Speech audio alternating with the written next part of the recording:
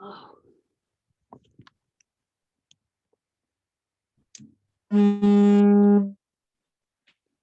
Hare Krishna, good morning.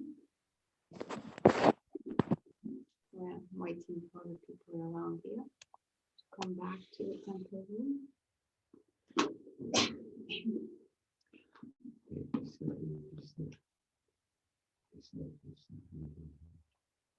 Okay. Hare Krishna, Hare Krishna.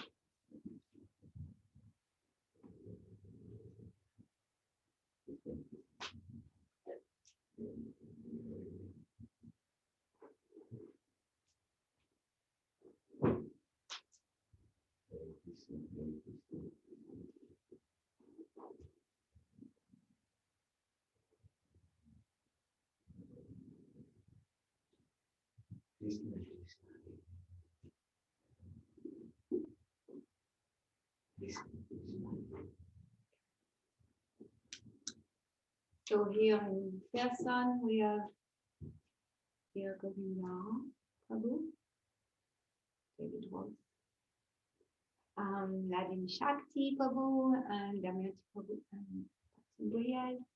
Online we have the Mara family, Kelly from Atlanta, and Gal Gajendra, Christine, welcome, and Rukmini.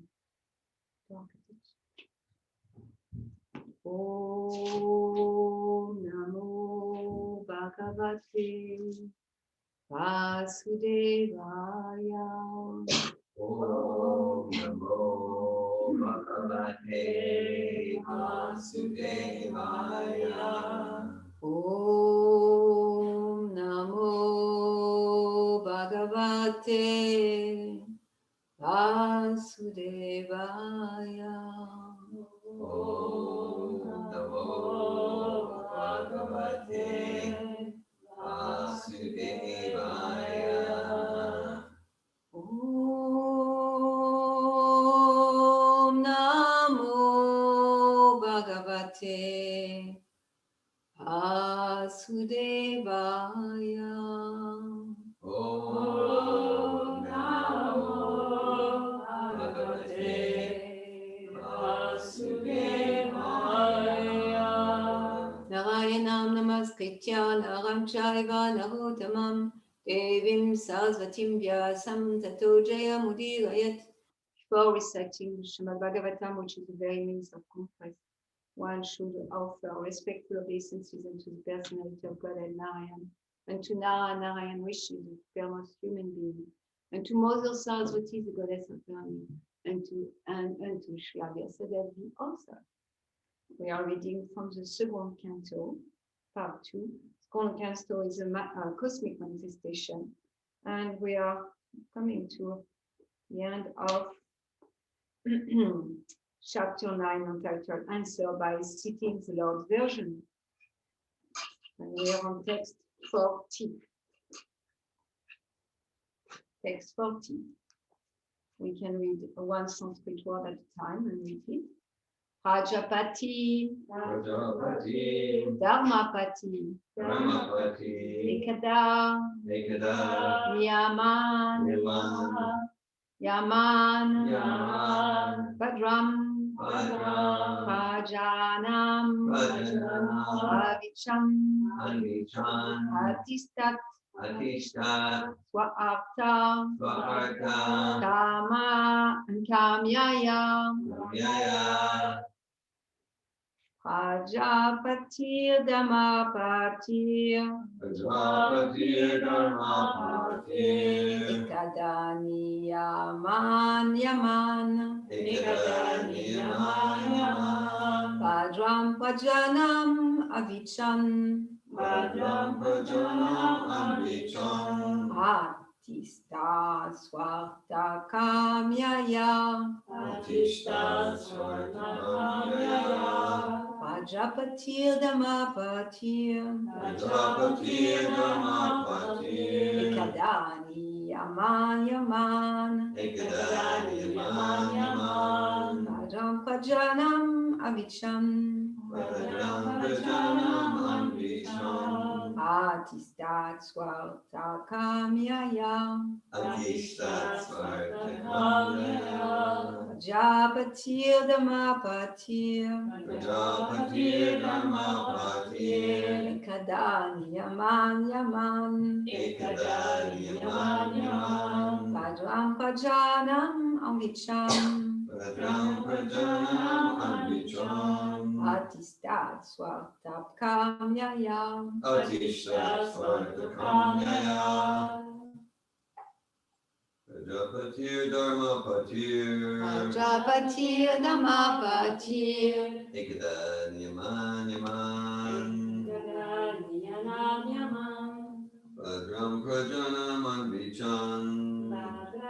Amam Amvicham. Adishtat Svartakamyaya.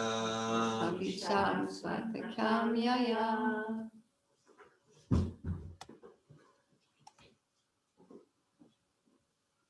Someone else would like to chant? Prajapatir Dharmapatir. Prajapatir Dhammapatir. Ekada Yaman Yaman. Ekada Yaman Yaman. Bhadram Prajanam Anvicham. Bhadram Prajanam Anvicham. Adishtat Svartakamyaya. Atistat Swartakamyaya.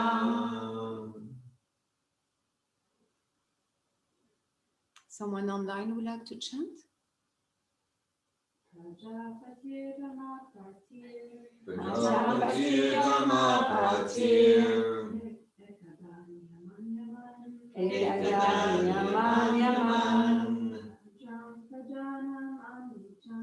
Bhadram Prajanam Anvicham.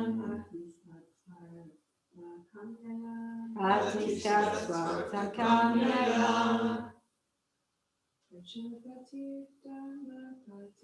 Prajapatir Dhammapatir. Ekada Yaman Yaman. Bhadram Prajanam Anvicham.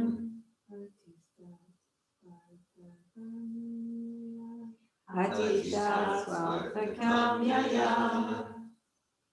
Someone online would like to recite the verse?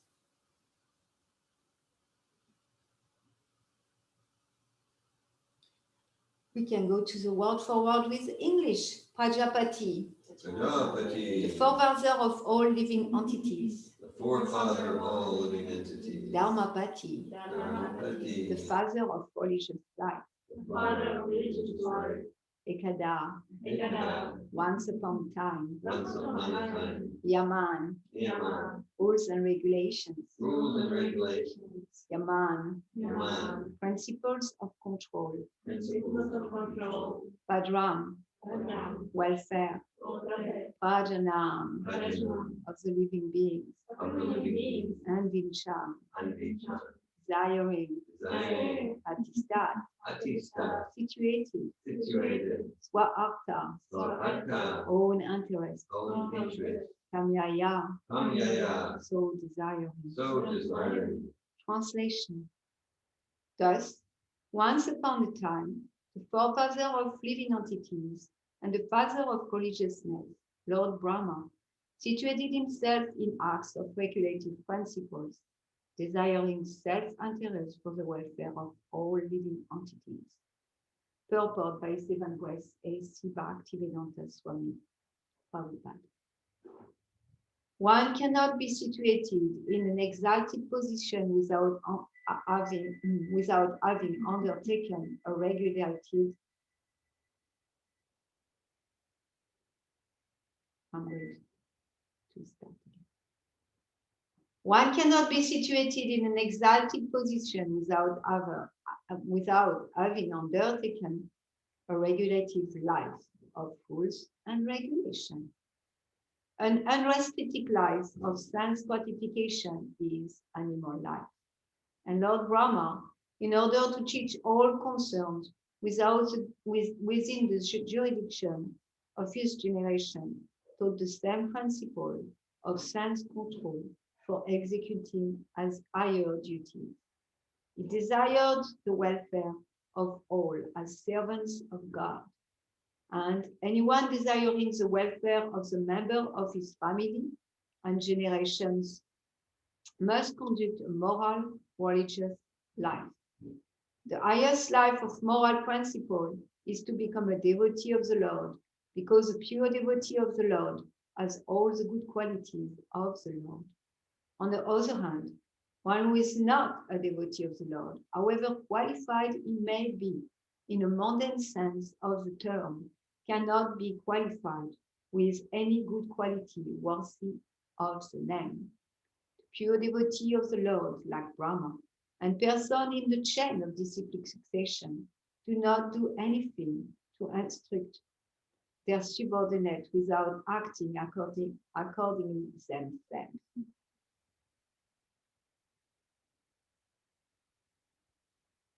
Om Agyanatimirandasya Gyanajana Shalakaya Chakshun Militan Yena Tasma Shri Gurave Namaha Shri Chaitanya Manobhistam Stapitam Yena Bhutale Swayam Upakadamayam Dadati Swapadantikam Vandeham Shivu Shiyuta Padakam Shivu Vaishnavanshan Shigupam Sagajatam Sagana Raghunatam Vitam Tam Sajivam Sadvaitam Savadutam Vaijana Saita Shri Krishna Chaitanya Devam Shri Radha Krishna Padam Sadhana Lalita Shri Vishakam Vitam Hare Krishna Karuna Sindhu Dinabandhu Jagat Pate Gopesha Gopika Kanta Hada Kanta Namostute Tapta Kanchana Gohangi Hare Vrindavaneshwari Vishabhanu Suterevi Pranamami Hare Kriya Panchakalpatarubhyacha Kripa Sindhu Vyaevacha Patitanam Pavanebhyo Vaishnavebhyo Namo Namaha Shri Krishna Chaitanya Prabhu Nityananda Shri Advaita Gadada Shri Vasadi Gaura Bhakta Vrinda Hare Krishna, Krishna Krishna, Hare Hare, Hare Rama, Rama Rama, Hare Hare. Namo Vishnu Padaya Krishna Prastaya Bhutale, Srimati Bhakti Vedanta Swami Nityanamini, Namaste Saraswati Devi, Gaurani Pachavini, Nirvesesha Shunamani, Askachari Jatani. Thus, once upon a time, the forefather of living entities and the father of religiousness, Lord Brahma, situated himself in acts of regulative principles, desiring self-interest for the welfare of all living entities. Krishna, Mukam Kuru, Tivan Shavan, Pangu, Mandaya, Tivini, Yakapa, Tamam, Bangi, Sipuru, Denatana. So, once upon a time, that's how a story starts usually. Once upon a time. So that also indicates like that it's not frozen in time. Once upon a time, and it gets that time according to the Vedic principle is happening cyclically, like in there is some theology where there is one creation and that's it, finish one creation and then we go, and then once upon a time indicate that it's just once happened once, and maybe another time something else happened, and this is describing how Lord Brahma, he after hearing from Krishna, from Lord Shri Krishna, he heard the entire Bhagavatam in 4 verses. Prabhupada saying one of his, in one purport, is saying after those verses, Brahma heard the whole Srimad Bhagavatam. So we have 17,000, something, 18,000 verses in all Srimad Bhagavatam, and on the heavenly planet, the demigods, they have like expanded Srimad Bhagavatam. And in fact, Lord Brahma, when he taught his son Narada Muni the Bhagavatam, he already expanded it. We have seen in the beginning of the second canto, Lord Brahma expand on creation to his son Narada Muni. He expand on all the different incarnation, and so he already expands so much those 4 verses into a few chapters. And it tells Narada Muni, after he's finished with that, he said, please continue to expand. And that's what's happened, is that the pure devotee, the acharya, in the line of disciplic succession, their responsibility is to expand, because this knowledge is always expanding. Ananda, Buddhi, Vardhanam, like the bliss of this knowledge is always expanding. And as the knowledge descends, each of the acharya expand this knowledge to make it even more palatable and receivable by the person listening. And of course, we are hearing the Srimad Bhagavatam from Sukadev Goswami, and Sukadev Goswami is expanding it to 7 days, 7 days and nights of non-stop speaking. So we are far from the 4th verse of the Chatur Sloka.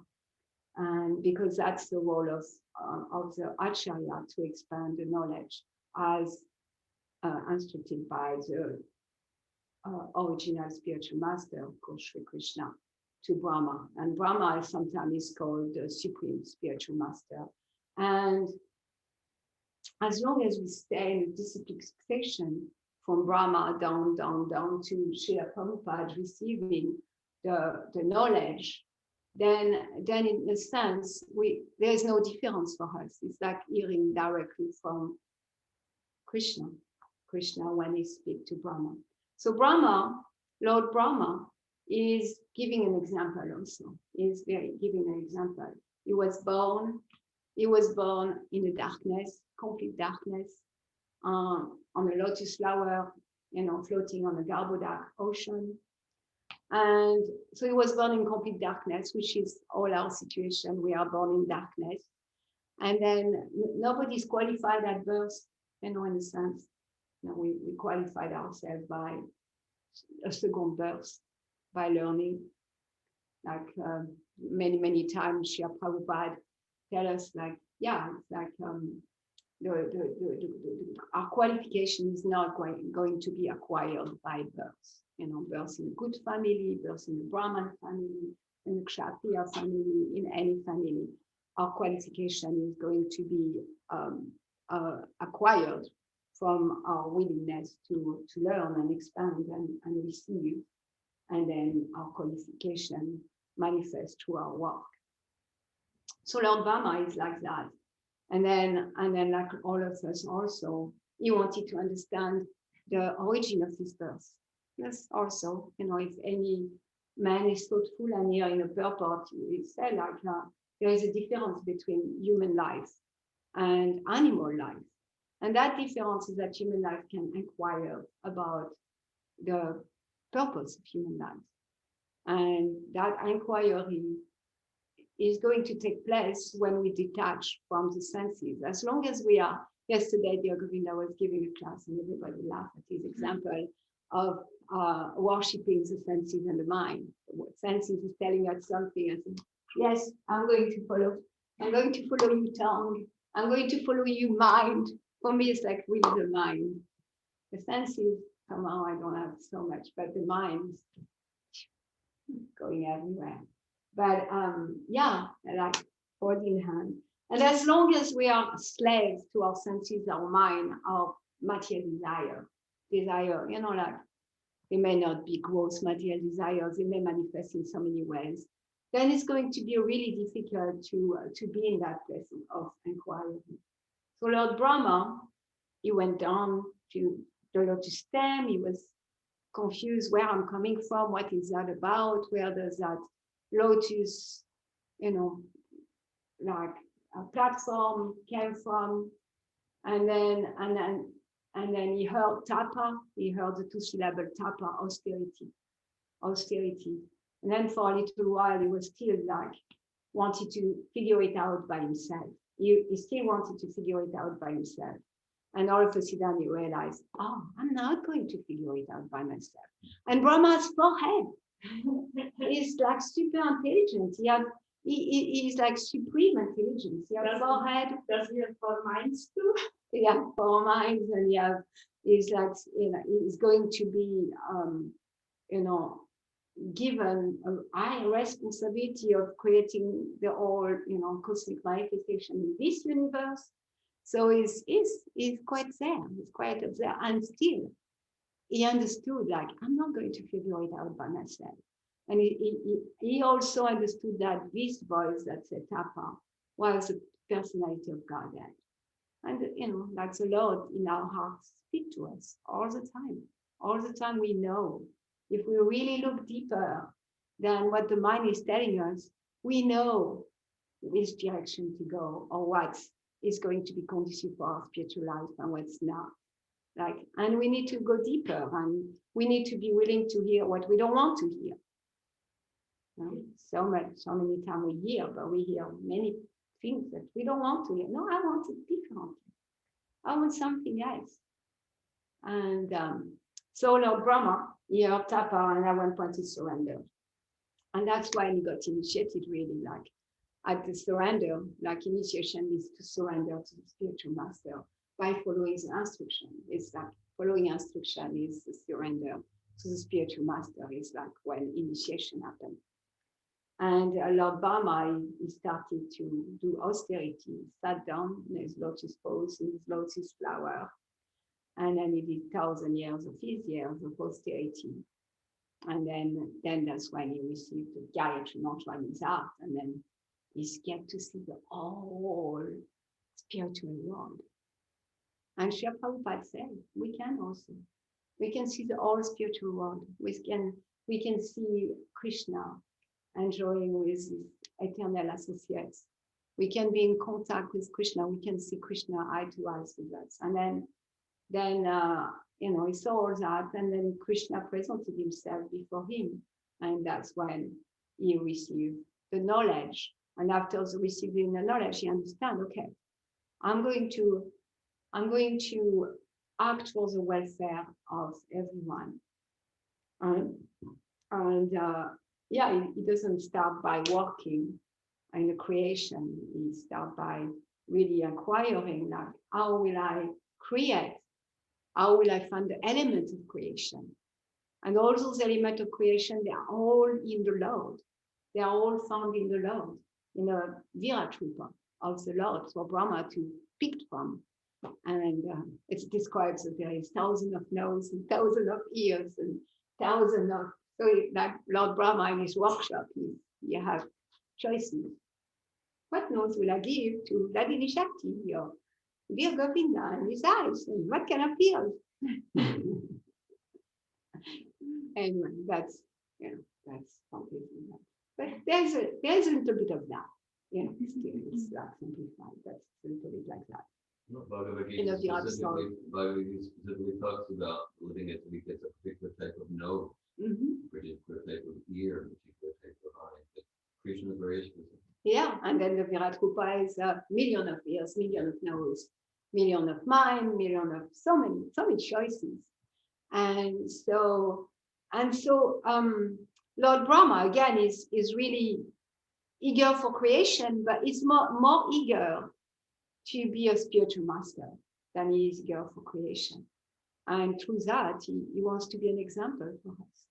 And he wants to create only based on the guidance of the Lord, not out with his own whims. He could have gone, he's intelligent, he could have done so many things, he has so many qualities, but these qualities are useless if they are not on purpose or aligned with the purpose of the Lord.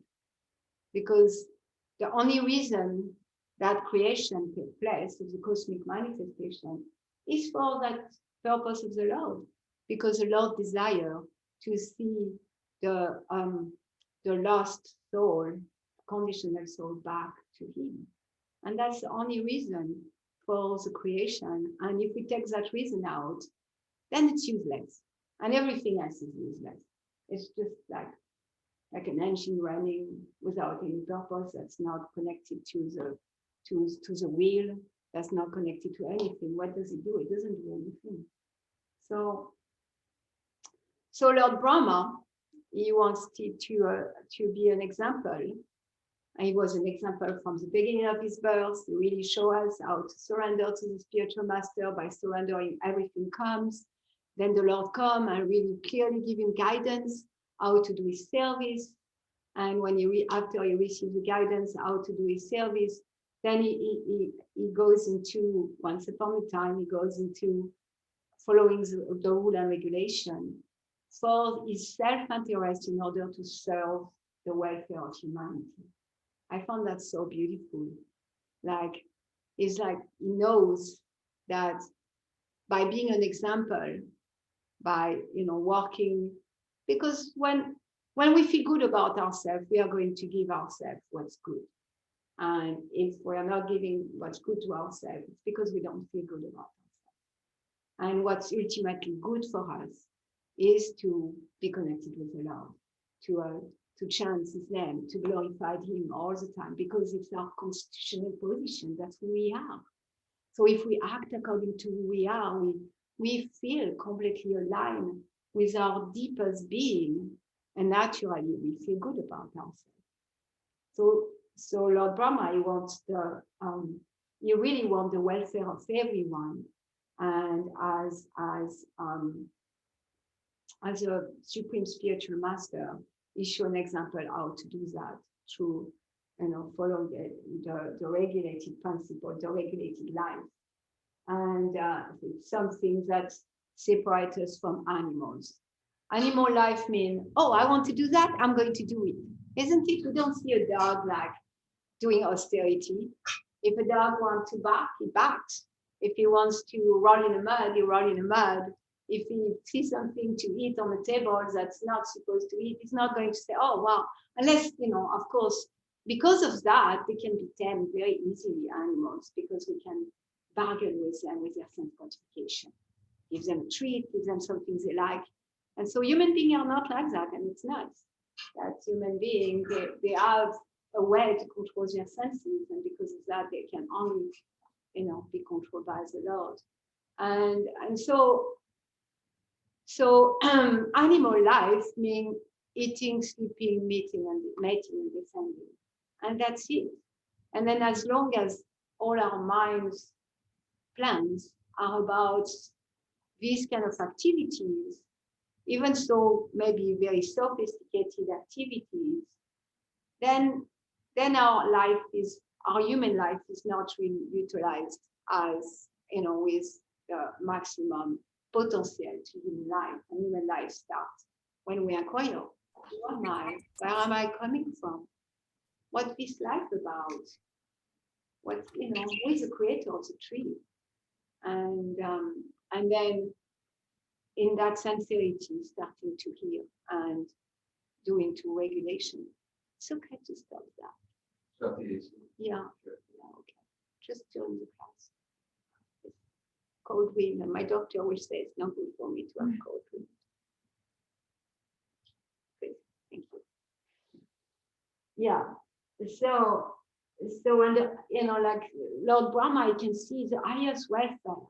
The highest welfare for all humanity is to bring people to know that they are servants of the Lord. Like to bring back all the living souls to understand their constitutional position. Because as long as they are not in their constitutional position, they are going to suffer.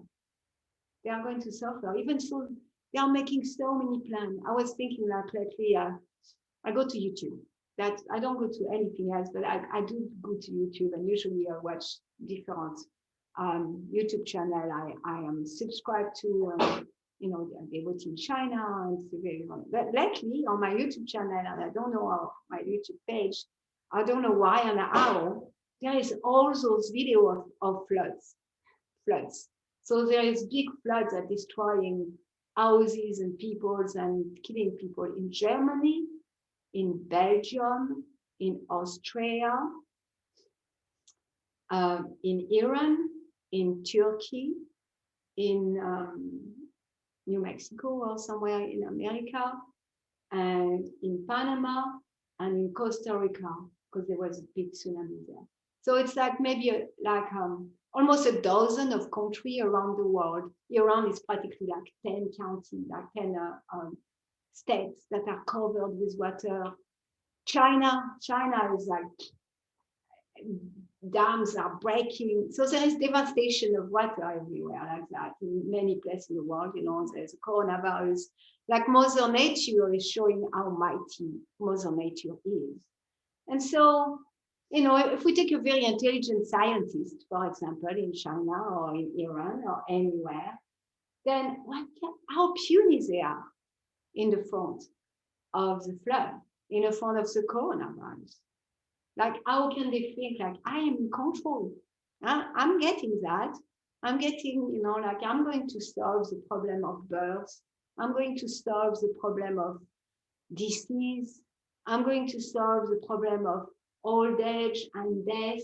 They're just making plans to solve all those problems and thinking that I'm in control here. And yeah, so Lord Brahma, he suffers to see the illusion that the living entity can put themselves into, thinking that they are the controller. And so you want to act for the highest welfare, which is bringing to the spiritual understanding that I'm not the controller, and I'm going to take shelter in the controller. Because when I take shelter in a supreme controller of everything, then those things won't affect me. Not that I won't be in a flood. I'm sure some devotees are dying in flood or dying of coronavirus. That's not what it means, that the Lord protects his devotee. It means that when those things happen, the Lord, the devotees is so full of qualities that he can see the bigger picture, he can see the bigger situation, and he can surrender to the Lord with all, you know, his heart, and he can also be grateful. Like I'm reading a book that Malini suggested about pilgrim, and he's such a beautiful person. He chants the holy name of the Lord 24 hours a day, constantly. He feels the prayer of the Lord, the holy name in his heart. It's happening. And we can practice that. And he said without his narration, he said anybody can do that. Anybody, we try and train ourselves to have the song of our heart, the holy name of the Lord.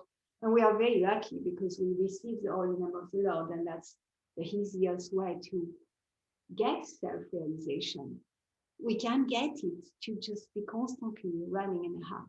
Anyway, that pilgrim, so many things happen for him. He's in prison, he's tortured by people, he's frozen, his leg got frozen by cold in Siberia, and he gets paralyzed for 2 days. He's just outside, nobody does anything for him.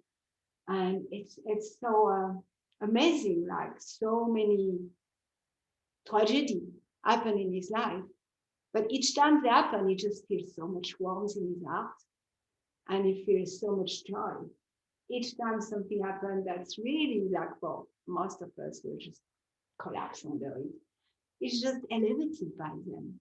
So that's what it means, that the devotee of the Lord has all the qualities that's required to be a servant of the Lord, and to feel the protection of the Lord, to feel the maintenance of the Lord, to be able to discriminate. Surrender means to accept what's favorable for devotional service and to reject what's not favorable for devotional service, to accept the Lord as master, to accept the Lord as my protector, to accept the Lord as my maintainer. And from that place, whatever is happening in our lives, then it can be only the impetus to come closer to Krishna, to God. So that Christian monk is a Christian, so he says the same prayers and the ladies, French the French sister I spoke about in my last class. That's quite interesting. They say the same prayer and they have the same experience of inner, inner prayers happening 24 hours a day without any effort from their side. So that's what we are asked to do too. Srila Prabhupada gave us a holy name, gave us an amazing process. And if we follow the process, by following the process, by following the rule and regulation of the process, by being submissive to the spiritual master, by continually hearing from the spiritual master, we are very lucky. Srila Prabhupada gave us such a literature. He gave us a Srimad Bhagavatam. This is so special. How many spiritual masters will be that merciful to spend his life and die while giving us the Srimad Bhagavatam? And the Srimad Bhagavatam is the incarnation of the Lord. So alive and purifying for the heart. And yeah, so that's available for us too, to be constantly in that remembrance of the Lord. Meditation, remembrance, meditation, it's all synonymous, in that constant praying, remembering, and utilizing everything in our life as a constant prayer to the Lord. It's utilizing our material desire. Our material desire can be such beautiful impetus for prayer to the Lord and connection with the Lord.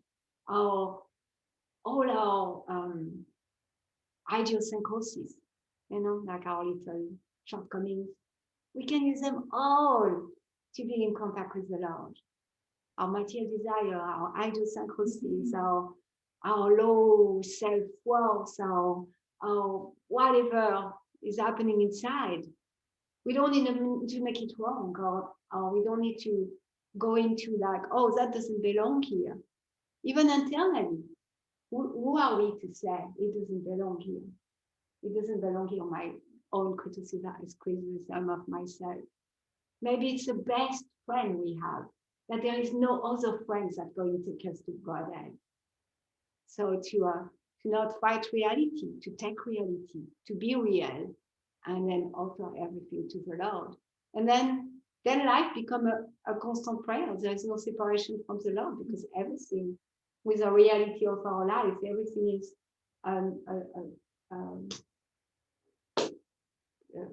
springboard.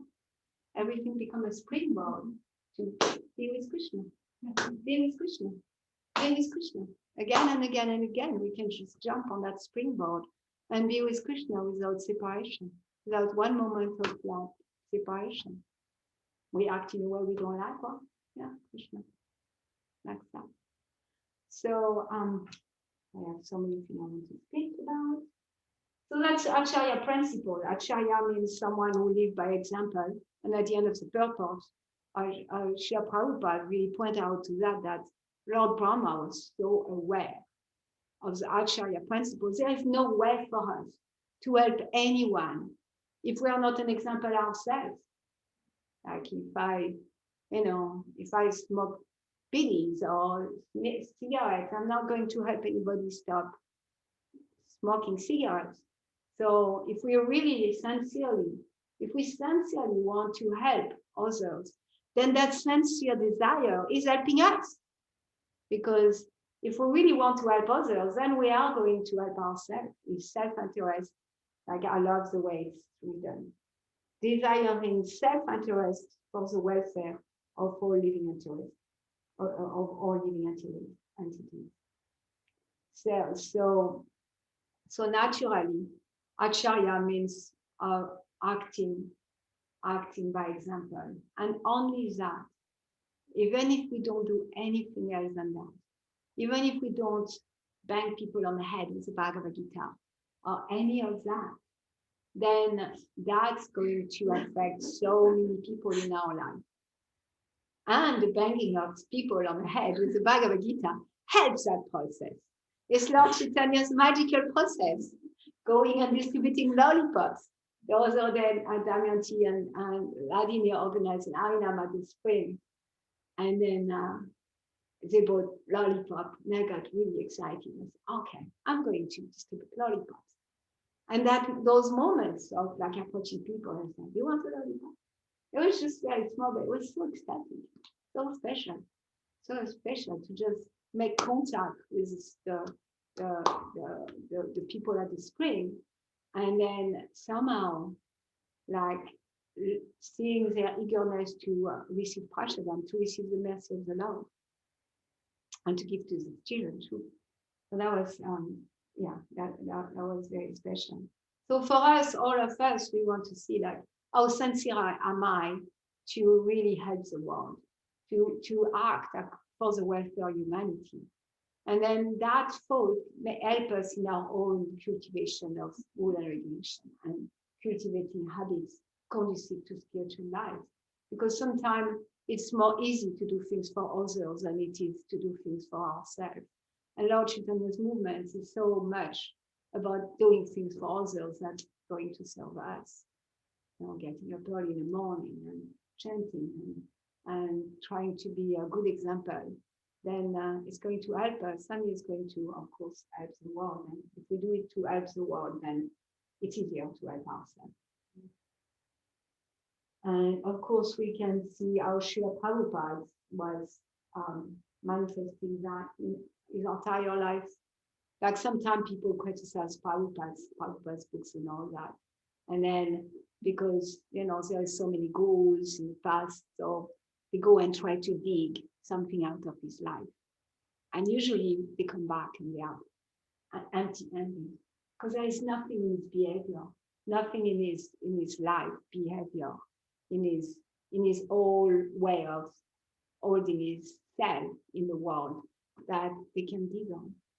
You know, they can find fault in whatever else the scriptures or whatever else they find fault wherever. However, if they go to the person of Srila Prabhupada, usually become empty-handed. And for some people, it's very reassuring to think like that, to see, to know that that's the truth.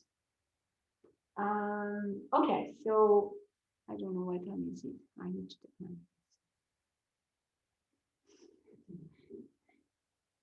You want the time? I have it here, thank you. So now, because Srila Prabhupada is speaking about the quality of the devotees, and because there is a part of the Bhagavatam that I really like, I wanted to share it with all of you. So it's a part of the fifth canto. Fifth canto is like a lot of cosmology in the fifth canto, the cosmology of the universe. And here, chapter 18 is called The Residence of Jean Baptiste Offer Prayers. And I don't know why, but I have always been very attracted to that chapter. That chapter kind of do something to me every time I read it. So I'm going to, so Shukadev Goswami, he speak about Harivarsha, which is one of the islands in Jambudvip. Harivarsha. And on that island reside Lord Nrsimhadev. And Lord Nrsimhadev and Prahlad Maharaj and many followers of Prahlad Maharaj and many devotees there, they reside there and they offer prayers to Lord Nrsimhadev. That's what they do all the time. They offer prayers to Lord Nrsimhadev. And those prayers are quite beautiful. And I'm going to not read all of them, but I'm going to read two of them, and then we will go to the quality of the devotee. So one of the prayers that have been always touching to me, it says, "May there be good fortune throughout the universe, and may all envious persons be pacified. May all living entities become calm by practicing Bhakti Yoga. For by accepting devotional service, they will think of each other's welfare. Therefore, let us all engage in the service of the Supreme Transcendent, Lord Shri Krishna, and always remain absorbed in thought of Him." I'm going to repeat for us to really absorb. May there be good fortune throughout the universe, and may all unjust persons be pacified. That's really what separates us from Krishna. May all living entities become calm by practicing Bhakti Yoga. For by accepting devotional service, they will think of each other's welfare. Therefore, let us all engage in the service of the Supreme Transcendence Lord Sri Krishna and always remain absorbed in thoughts of Him.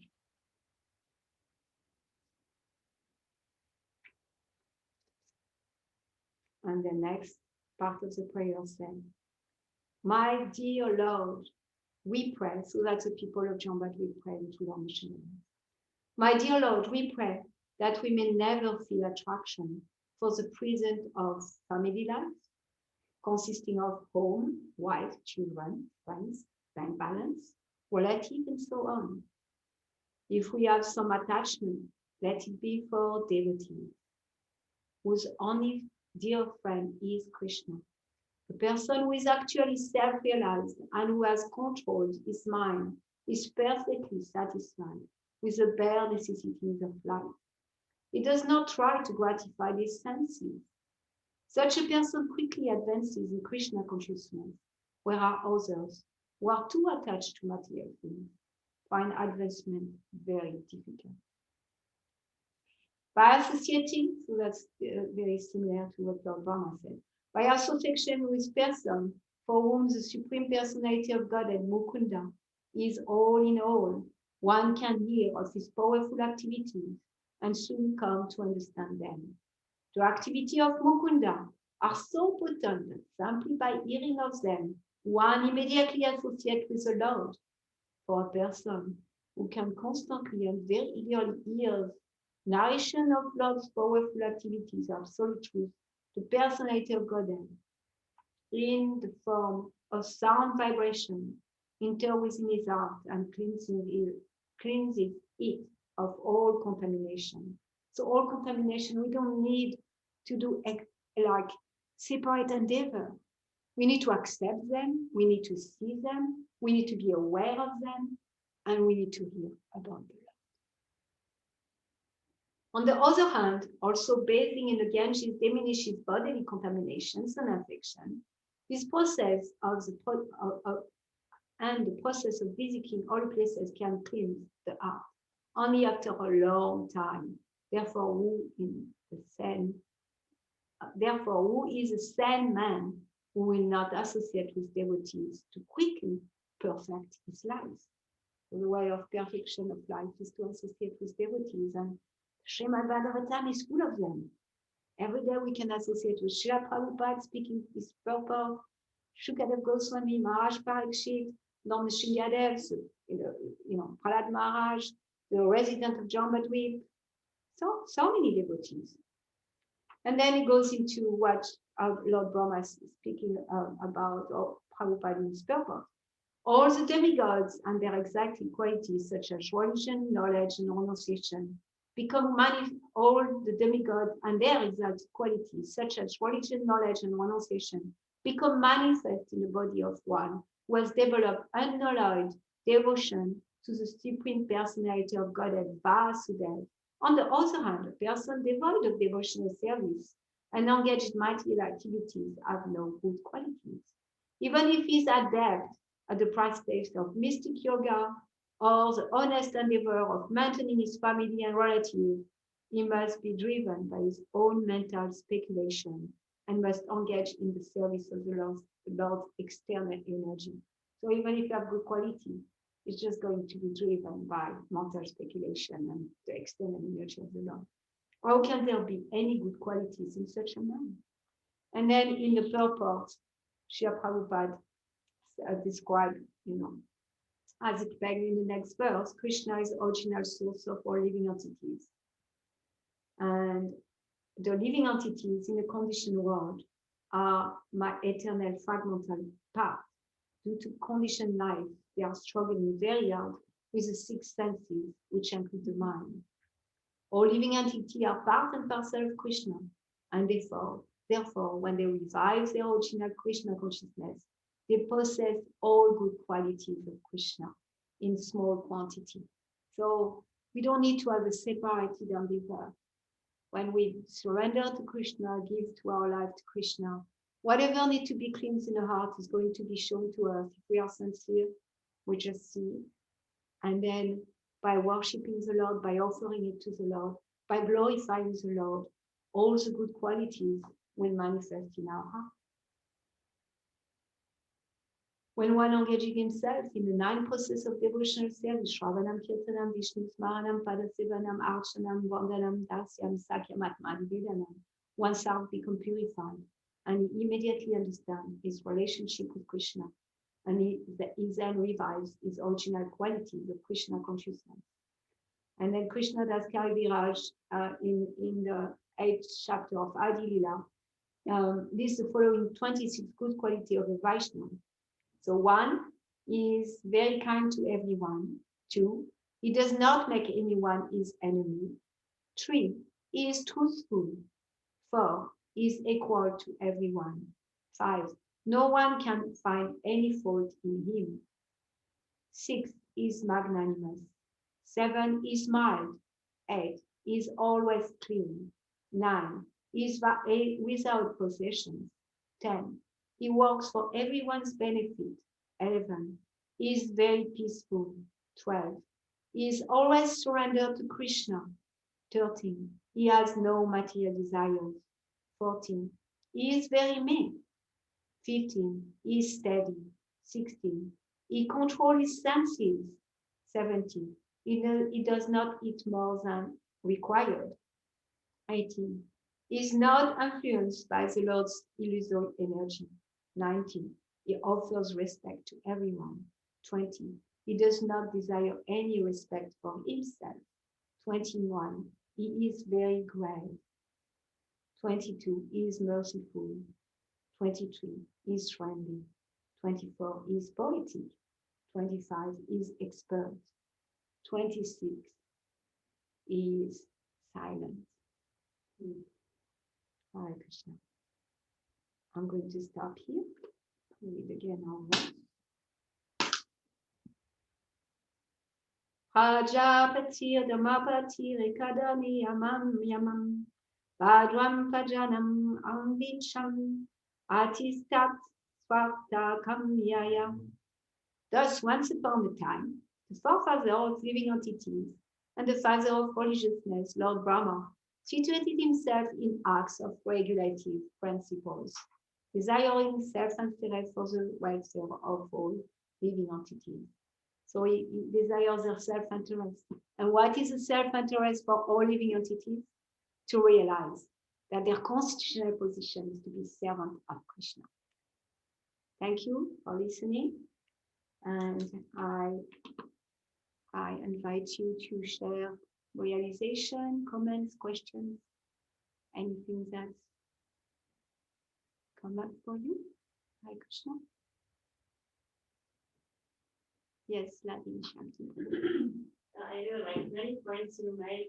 That one that I like the most maybe is the one about like it's like difficult to do something for ourselves, but if we do it for others, that becomes easier. And I never thought about it in relationship to like cultivate like sadhana or sattvic habits or things like this. And it's like really helpful to hear that, because I know that I totally work like in this way, like if I can do something like for others, that's so easy. Mm-hmm. And it's like me and me, it's like hard.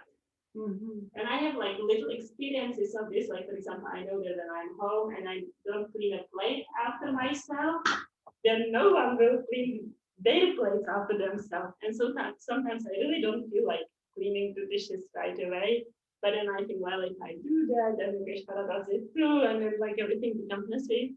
And so just like, it's not like transcendental, but just like this, like thinking of like affecting the other person's behavior, I'm like more sattvic than I would have been. Mm-hmm. But I can use it maybe less manipulative and more like caring. So I really like the point that you made about that.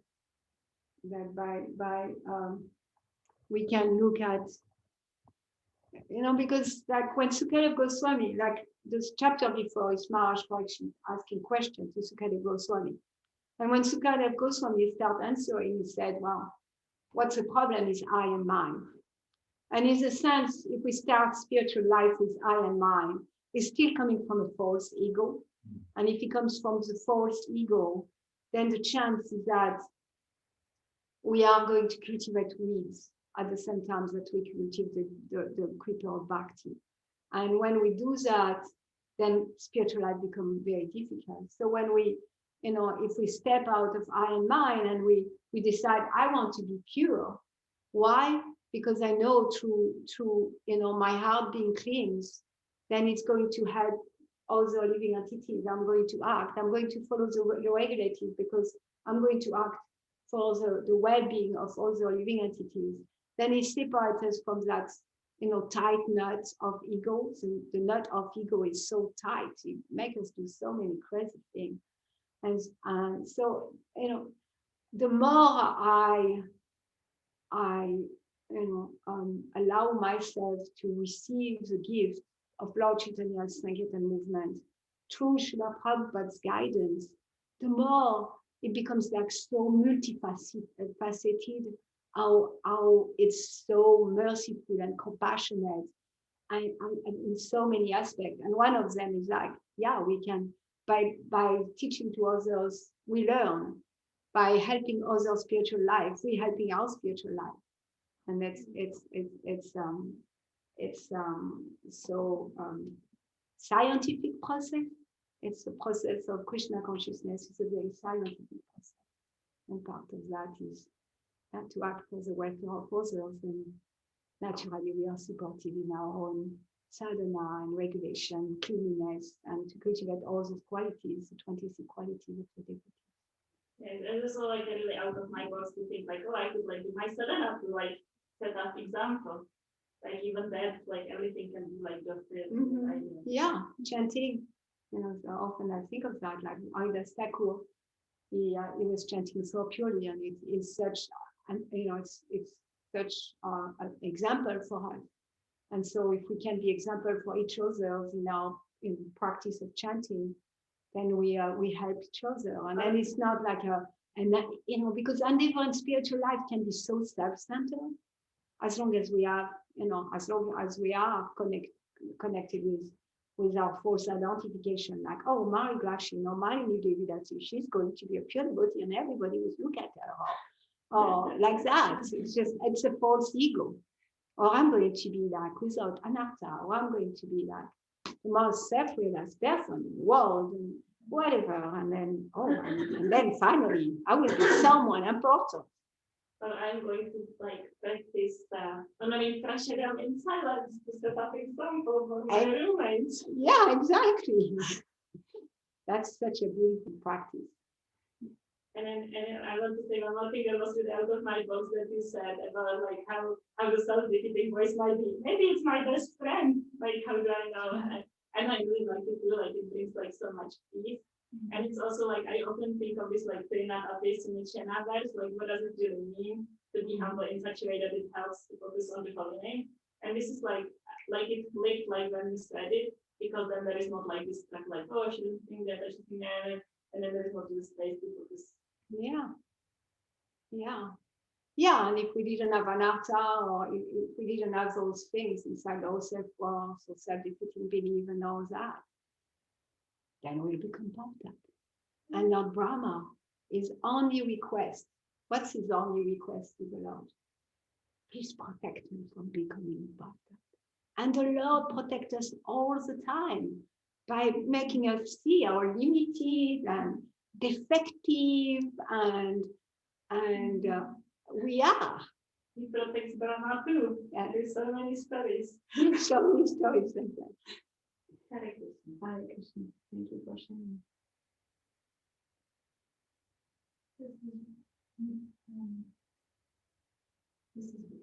That was the point also for me that I was really impacted by the class. I have heavy self-criticism.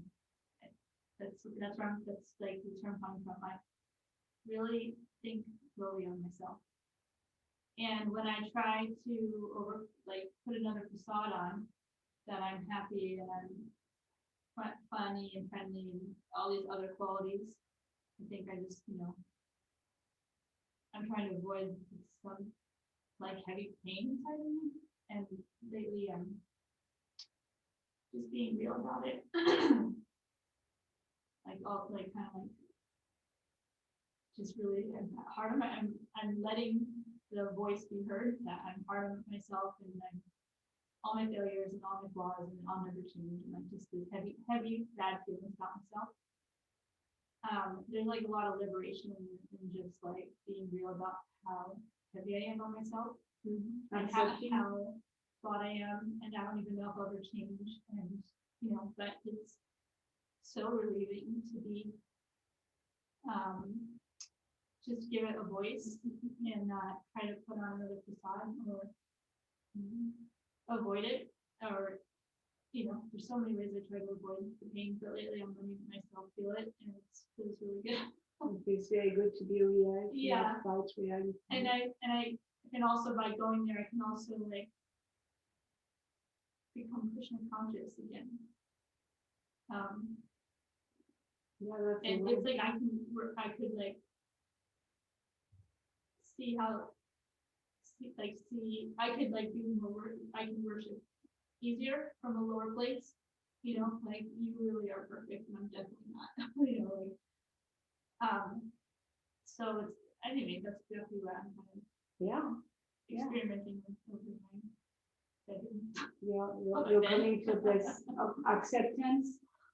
Like we all often speak about emotional attachment to expectation. Yeah. And usually we put that on others a lot. All the world should be different. And then, the world is of no need of any reformer. But the internal world either. The internal world is not in need of any reformer. Like to think there is a mistake in my self-dividing value is thinking that there is a mistake in the universe, that God made a mistake with his creation, eternal creation. And rather to come to a place and using all those to cultivate humility, then we come closer to Krishna. Yeah. When I was a teenager, I had a favorite song, like one of my favorite bands. It came across my world yesterday, and I've like listened to it like 30 times. And it's and it's so helpful to just I don't know. Anyway, be a teenager again. Huh? Be a teenager again. Yeah. Okay, the song is "Creep" by Radiohead, and it's just like I'm a creep, I'm a weirdo, and I'm just like, oh my god, like it's just really how I feel. Whether people see me that way, I don't know, and people do see me that way as a weirdo, and I wanted to be a weirdo, and I try to be a weirdo, and I feel like a weirdo. It's like anyway, it's so liberating. Just like that's just my personality. Yeah. Really and I just feel so much. I feel so much more Krishna conscious just embracing that. Embracing that you're a weirdo one. That you're, whatever your darkness inside you and all those things. Yeah. Yeah, Srila Prabhupada often he explained that the disciple is feeling like a fool in front of the spiritual master. And then, like reading all the songs of the Vaishnava Acharya and, a lot in Bhakti Thakur, there is an ecstasy in that. There is an ecstasy of the devotee feeling low and unqualified and like a fool and I'm envious and I'm angry and whatever, to allow that to be and in that feeling small and significant. And the only way to really connect with God is to feel insignificant. As long as we think we have any significance of this body, then we have no significance. And the moment we really feel insignificant, deeply insignificant, that's where our significance can be shining through. So that's the concept. Thank you, Krishna, for all the grunges. Exactly, all the grungy, And the grunge all music. the low self-worth, the grungy music, Yeah. Yeah, Nanda, I'm waiting for her to share the exact quote, but she told me, I'm trusting Nanda. It's a quote from Bhaktisiddhanta Sarasvati Thakur, responding to question, I think, of this disciple, and he said, because the disciple were wondering, and I hear a lot of that from many devotees who have practiced 40 years, 50 years Krishna consciousness, that they are not where they were thinking they would be. You know, even at the beginning of movement, there was like a rumor that after 5 years you're a pure devotee. Like 5 years, you're a pure devotee. So that was I hear that a lot from devotees, and of course they are very advanced. They just don't see themselves advanced, but they are very, like they have advancement, they have renunciation, they have connection with Krishna, they have love for Prabhupada, but feeling not that. Feeling like, wow, so disappointed that that's where I am at after 50 years. And so Bhaktisiddhanta Sarasvati Thakur responded to his disciple that the Lord doesn't give us the credit, like of all the Sankirtan you're doing, of all the books you're distributing, of all the healing you're doing, or all the chanting we do, all the reading we do. It doesn't give us the credit for those until he knows that we're not going to become pastor with it. And at the end of our lifetime, that's where sometimes when we see people at the end of their life, so all of a sudden they become effulgent or they just transcend. I've seen that a lot with devotees the last 2 weeks or 3 weeks of their life. They're just exalted, completely exalted devotees. And Bhaktisiddhanta Sarasvati Thakur, in that quote that I'm waiting to receive, apparently what he's saying is that all the result of our good credit is going to be given to us before we leave our body. Because at that time, when we leave our body, it's very difficult to be back. We are so small and insignificant, and fear, and the body is crumbling and pain, and the airway not working. It's quite difficult to do. Parampara Prabhu and Boy. Hi, Krishna. Hi, Krishna. So this, I was just hearing, I have not heard everything 100%, I'll be honest, but I heard the last part you're speaking about grungies and things like that. It reminded me of our conversation on at Prabhupada's house about, the feelings of the pure devotee, the feelings of worthlessness, and then our grungy feeling of worthlessness. Is it the same worthlessness, or is it different worthlessness? And you brought up the point that like the pure devotee does not have the false ego identification, so needing to protect ourselves. Like maybe I feel worthless, and then I need to protect myself, saying, no, I'm not worthless, I'm really the greatest, and then it's like that insecurity, and then that's like push and pull, the God or dog mentality instead of just being where I'm at. And so is it that the pure devotee so then what I was hearing from you is like the pure devotee doesn't have that false ego needing to like, no, I'm not worthless, I'm really the best, and so they can just be where they're at with that worthlessness. And so is it that we say that we have inherent qualities, like the contract qualities are the diamond qualities, the qualities of the soul are these, joy, bliss, fulfillment, power, all these things. But can we also say that, experiences of the soul are also worthlessness or, uselessness or whatever, all those feelings, and that those are also inherent qualities of the soul, and that the pure devotee doesn't have the false ego needs to protect themselves from that, but whereas we have this tendency to need to fight that or counteract it somehow. Yeah. So what creates tension within ourselves is our desire to protect our false ego, and we do that so much, like our desire to protect our false ego, instead of like, yeah, I'm so glad something come to my life that crushed my false ego. I want to protect my false ego. yeah. So that's what's getting in the way for us. And then the pure devotee, yeah, it doesn't act on the false ego platform. And the pure devotee, in a sense, the pure devotee feel ecstasy and bliss in experiencing that sense of I am a fool, I'm so low and in this material world, and look at me, I was born in such a bad family, or I waste my time in family life. My understanding is that the pure devotee really feels so much ecstasy from saying those things. And what you're saying, Pao, um, is that part of the quality of the soul, or and I will say maybe it's maybe not the quality of the soul per se, but the quality of experience.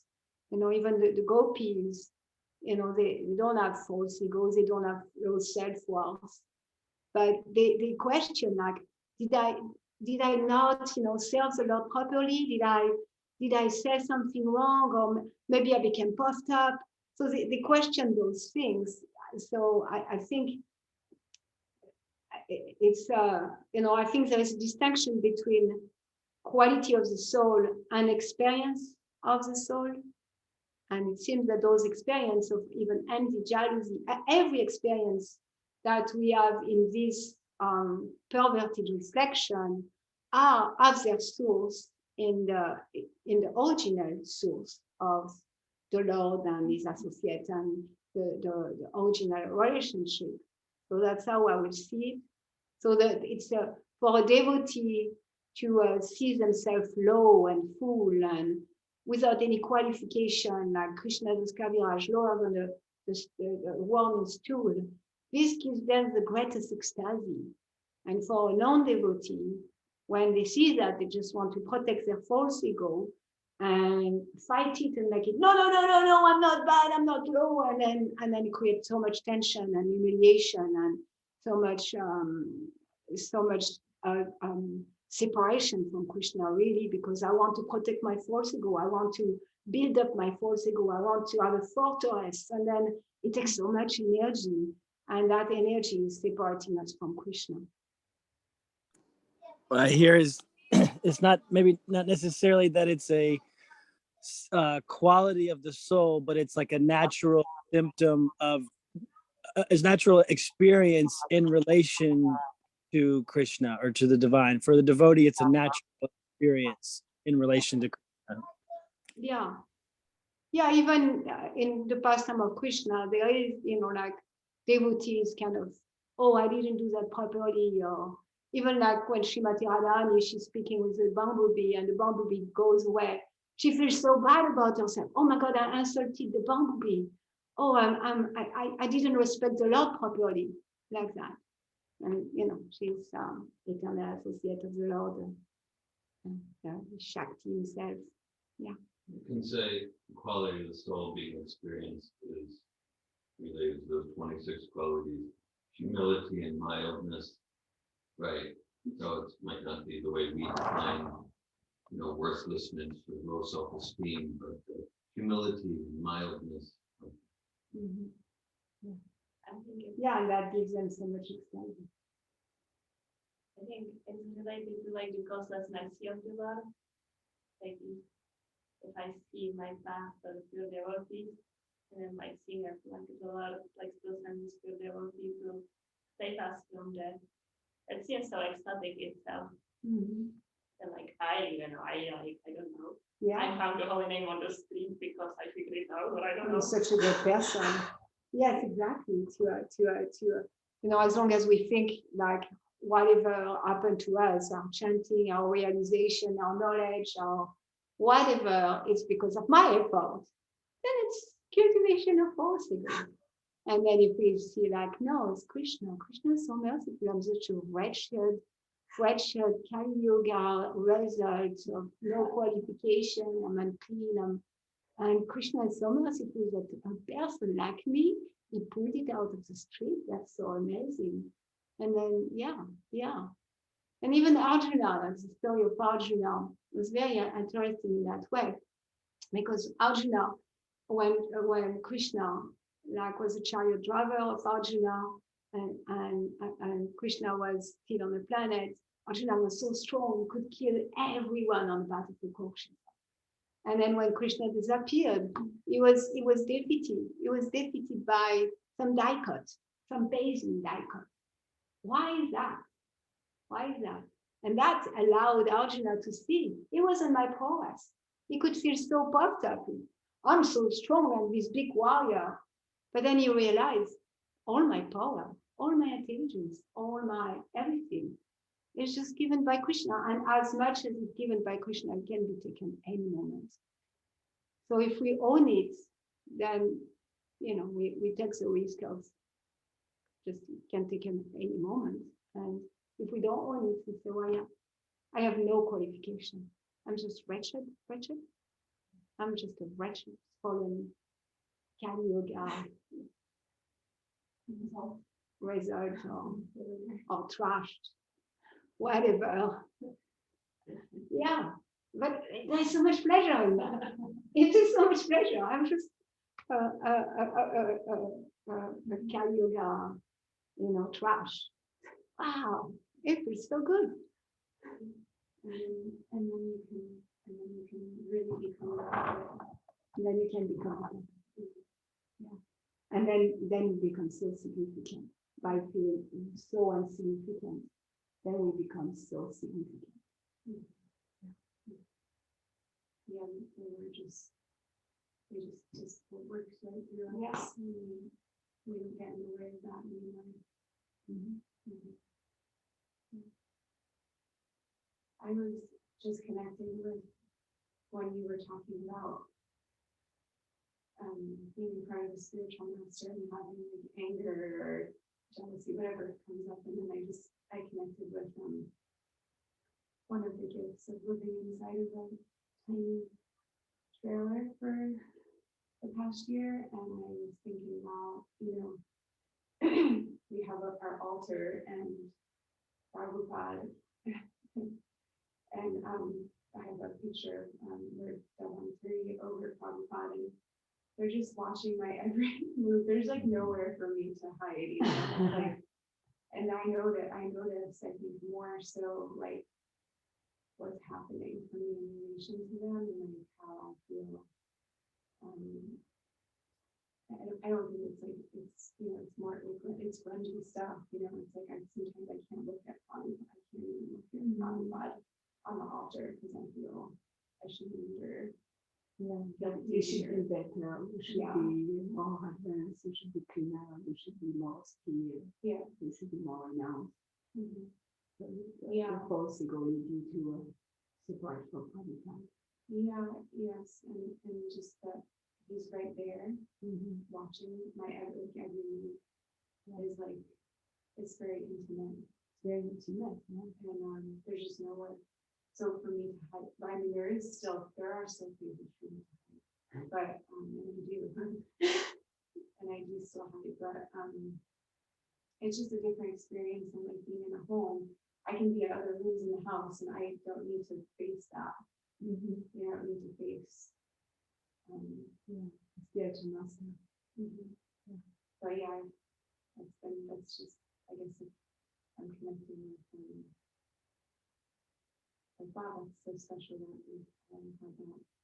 That experience was revealing and moved you forward in your spiritual life. Of like really feeling ashamed of yourself, but also understanding that you can feel like a fool and small in front of the spiritual master.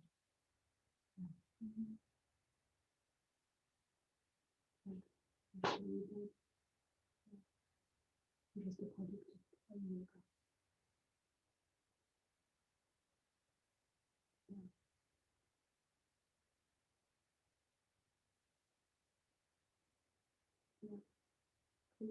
All our desire to want to be more and bigger and all those desires that comes that make us feel so bad about ourselves. They are all connected with that false identification. That's not to be bigger than we are.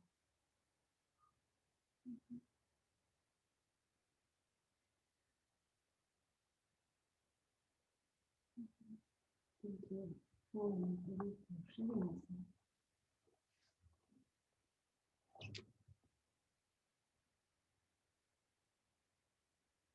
Hare Krishna. Thank you, everyone. Ram Torah Srimad Bhagavatam Ki Jai. Jai. Srila Prabhupada Ki Jai. Go. Bye. Hare Krishna. Hare Krishna. Hare Krishna, everyone. Hare Krishna.